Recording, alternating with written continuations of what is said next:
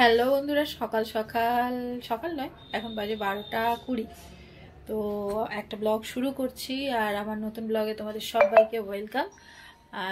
সকাল সকাল মেকআপ করে ফেলেছি কারণ আজকের 3 মার্চ আমার সাজাতে যাওয়া রয়েছে, প্লাস আমার একটা স্টুডেন্টের বিয়ে রয়েছে। কিছুদিন আগে ওকে আইবুড়ো ভাত খাইয়েছিলাম, তোমরা দেখেছিলে। তমসা মানে টুয়া, ওর আজকের বিয়ে আছে। তো ওকে আমি সাজাতে যেতে পারছি না কারণ ও প্রথমেই আমাকেই বলেছিল ম্যাম আপনাকেই সাজাতে হবে, বাট ওদের ডিস্টেন্সটা যেহেতু অনেকটা, তো সেই জন্যে সুমনার সময় গিয়ে আমি খুব প্রবলেম ফেস করেছিলাম। অতটা দূরে গিয়ে মানে জার্নি করে যাওয়ার পরে কাজ করতে খুব প্রবলেম হচ্ছিল। তো সেই জন্য ওকে আগে থেকেই বলে দিয়েছিলাম যে না, আমি এতটা দূরে গিয়ে কাজ করতে পারবো না। তো তুমি, কারণ বাই চান্স দেখো শরীরের ব্যাপার, তো বাই চান্স যদি একটু কিছু হয়ে যায় তখন প্রবলেম হয়ে যাবে ওরই, কারণ ওর আজকে স্পেশাল ডে। তো সেই জন্য চাইনি সেই প্রবলেমটা করতে। তো ওই জন্য ওকে বলে দিয়েছিলাম, ও অন্য মেকআপ আর্টিস্টকে হায়ার করেছে, বাট যেতে আমাকে হবে, বারবার বলেছে। আর আমি সত্যি কথা বলতে সুস্থ আছি, যখন যতই কষ্ট হোক, রাত হোক, যাই হোক, যাব। আর রিসেন্ট কলেই মানে মোটামুটি 15-20 দিন আগেই এই বুকিংটা এসছে, আজকের যে বুকিংটা মানে যেটাতে সাজাতে যাব আর কি। তো সব মিলিয়ে আজকে ব্লগটা এখন থেকে শুরু করছি, সবটাই তোমাদের সঙ্গে শেয়ার করব। সঙ্গে থাকো আর দেখতে থাকো আমাদের ব্লগ। আমাদের ব্রাইড বলে দিয়েছে একটু দেরি করে যেতে, তার মানে নিশ্চয়ই হলুদ মলুদ দেরি হয়েছে, সবকিছু দেরি হয়েছে। তো সেই জন্য এখানে এখন আবার হেয়ার স্টাইল হচ্ছে, সময়কে কাজে লাগাচ্ছে। হ্যাঁ, সেই দুজনকে কিন্তু হেভি লাগছে, ম্যাচিং ম্যাচিং। আমাদের আজকের লোকেশন ছিল ষষ্ঠীতলা, আমার বাড়ি থেকে জাস্ট 15 মিনিটের ডিস্টেন্স। ক্লায়েন্ট বলেছিল একটু দেরি করে যেতে, বাট আমরা বেশি দেরি করিনি, একটু দেরিতেই যাচ্ছি, বাট বেশি দেরি নয়, কারণ আমরা গেলে তবেই ও একটু তাড়াহুড়ো করবে, না হলে আরো দেরি করবে।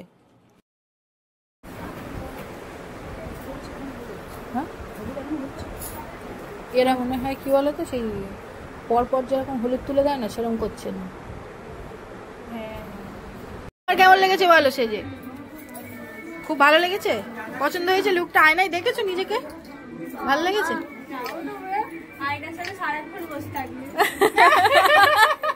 তোমার কেমন লেগেছে বলো তো? তুমি প্রথম থেকে একদম ছিলে, পুরোটা দেখেছো, কেমন লাগলো? খুব সুন্দর লেগেছে? আপনার ভালো লেগেছে?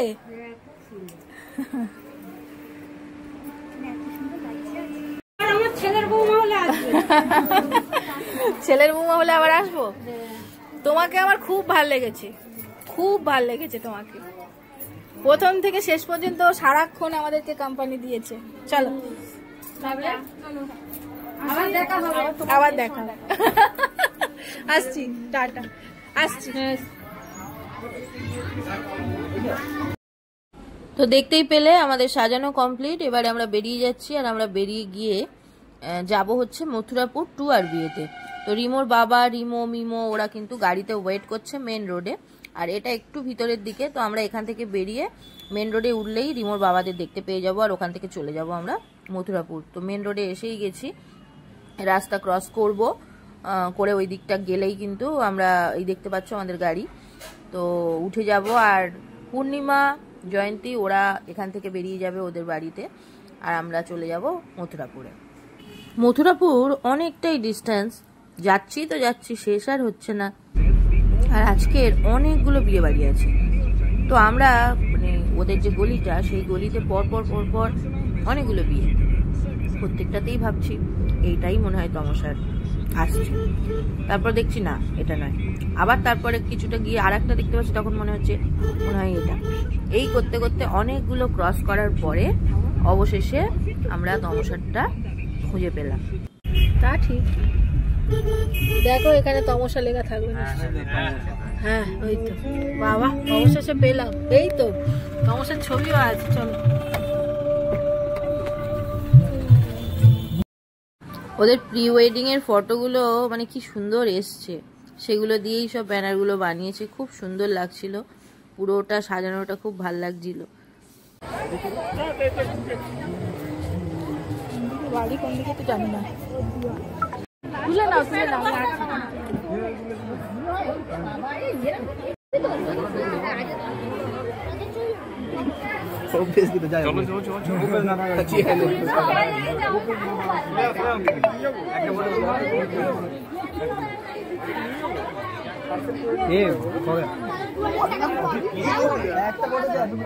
বলো।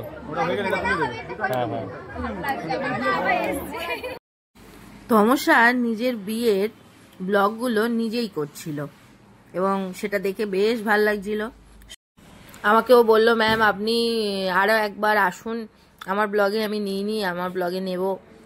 তো এই ব্যাপারগুলো আমরা যারা ব্লগার তারা এটা বুঝতে পারি, আমাদের অনেক কিছু অনেক সময় রিক্রিয়েট করতে হয় নতুন করে ব্লগের জন্য। তো যাই হোক, ওখানে ওর সঙ্গে দেখা টাকা করে আমরা চলে গেলাম। ও আমাদের বললো যে আপনারা চলে যান স্টল, বাট স্যার বললো, মানে আমার কর্তা বললো যে না, আমাদের যদি তাড়াতাড়ি ফিরতে হবে তো আমরা স্টলে সময় নষ্ট করবো না, আমরা ডিরেক্ট ডিনারে বসে যাবো। তো ডিনারে বসে গিয়ে তারপরে তাড়াতাড়ি যদি খাওয়াটা হয়ে যায় তাহলে বাড়ি চলে যেতে পারি। আমরা চলে এসেছি ডিনার টেবিলে, ঠিক আছে। খাবার সময় আর রুটি বেলা হয়নি, স্টাইল আমি আসেনি মশলা করার জন্য।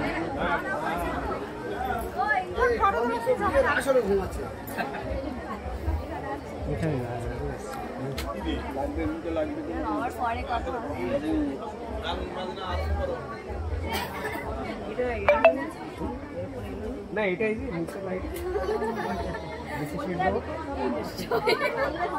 এটা হচ্ছে মিরর।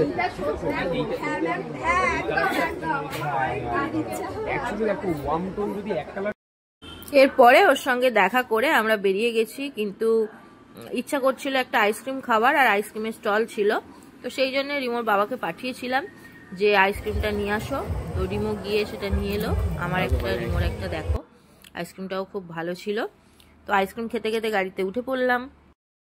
যেহেতু তাড়াতাড়ি ডিনারটা করে নিয়েছিলাম, এটা একদিক দিয়ে সুবিধাই হয়েছে, যাতে আমাদের খুব বেশি রাত হয়নি। মোটামুটি এখন 10টার মতন বাজে আর আমরা বেরিয়ে পড়লাম। আর রাত্রে তো পুরো জায়গাটা দেখো কতটা ফাঁকা। ভালো লাগে এই ধরনের রাইড, আবার ভয়ও লাগে। ভালো লাগা ভয় লাগা মিক্স একটা প্রতিক্রিয়া। তো এখন বাজে 11:40, জাস্ট বাড়িতে ঢুকলাম।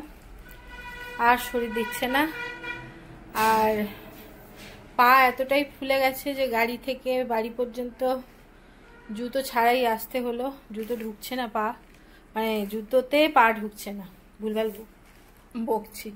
তো যাই হোক, দেখো সকালবেলা সেই করা মেকআপ এখনো পর্যন্ত কিন্তু একদম ইনট্যাক্ট রয়েছে। তো যারা ভয় পাও না মেকআপ কতক্ষণ স্টে করবে, মেকআপটা স্টে করে কিন্তু মানে তুমি কেমনভাবে ক্যারি করবে তার উপরে। তো যাই হোক, এইসব কথা এখন বলে লাভ নেই। ফ্রেশ হতে হবে আর মেকআপ টেকআপ তুলতে হবে, তারপরে ঘুমাতে হবে, কালকে আবার ক্লাস আছে।